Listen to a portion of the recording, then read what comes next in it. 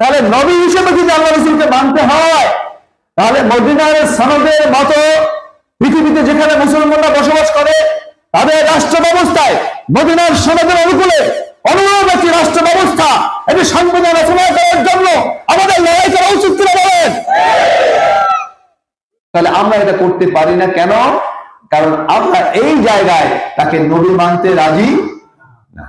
আমরা এখানে ম্যাকিয়াভেলিকে মানতে রাজি আছি, আমরা এখানে রাসেলকে মানতে রাজি আছি, আমরা এখানে রুশিকে মানতে রাজি আছি, আমরা হর্স লককে মানতে রাজি আছি, কিন্তু আমরা রাসূলকে মানতে রাজি না।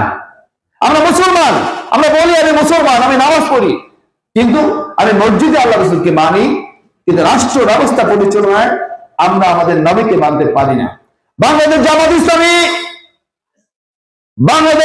ইসলামী বাংলাদেশের ভূখণ্ডে ঐশিবিকের ভিত্তিতে ন্যায় এবং ইনসাফ ভিত্তিক সমাজ প্রতিষ্ঠা করতে চায়, এবং সেই রাষ্ট্র ব্যবস্থার সংবিধান যখন রচনা করবে, ইনশাআল্লাহ সেই সংবিধান মদিনার সনদের আলোকে রচিত হবে বলে আলহামদুলিল্লাহ।